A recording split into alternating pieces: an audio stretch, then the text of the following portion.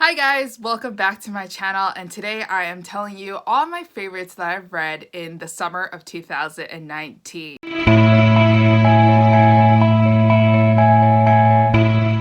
Now, I'm pretty much as sad as you are for the end of summer, but fall is coming and that is another season that I definitely thrive in.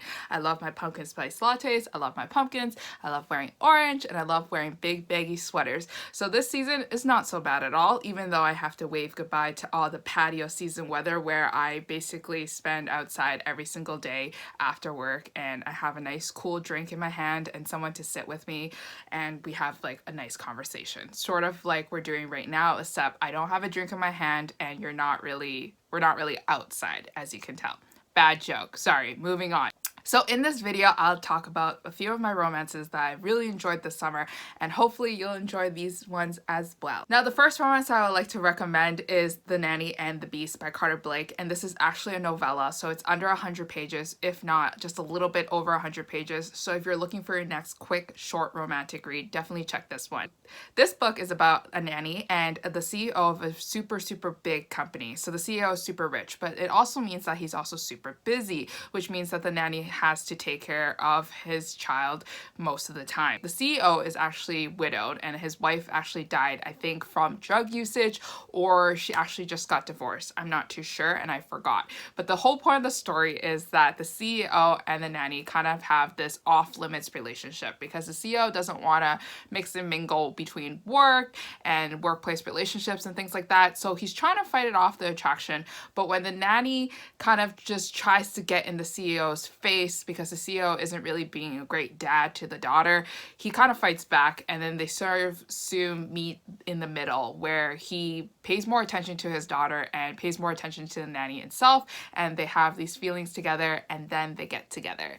Obviously, the next novella I would like to recommend is Naughty Boss by Whitney G. Now, if you haven't read Whitney G's novels yet, you definitely need to give her a try. She has this wonderful magic where she can make a really compelling story and compact it into the shortest amount of words and pages ever. Even after a novella, even after you read it, you kind of still have the emotional impact that you would have gotten in a 300-pager.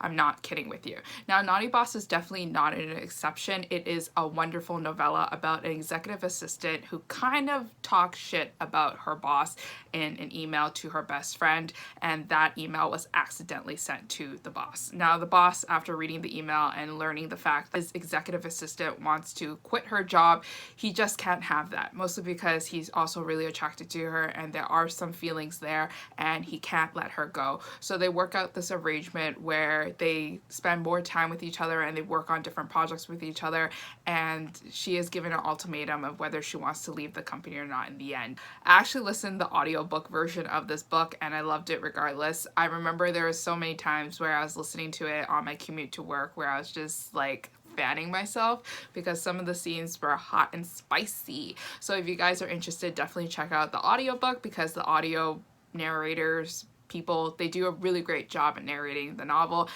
Now, the next book that I would like to recommend is part of the Misadventures series, and it's called Misadventures with a Professor by Sierra Simone. And if you haven't read a Sierra Simone book, I really don't know what you're doing yet. She writes one of the hottest, steamiest novels out there, and this one was not an exception.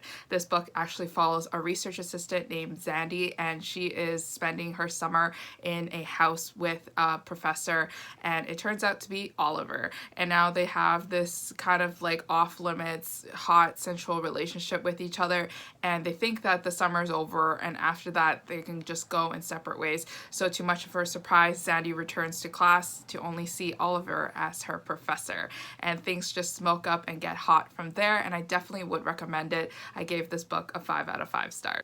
And the last romance I would like to recommend is actually from a new to me author called Emma Hart and her book Miss Mechanic. Now, Miss Mechanic follows a female mechanic who just wants to get back her father's repair shop.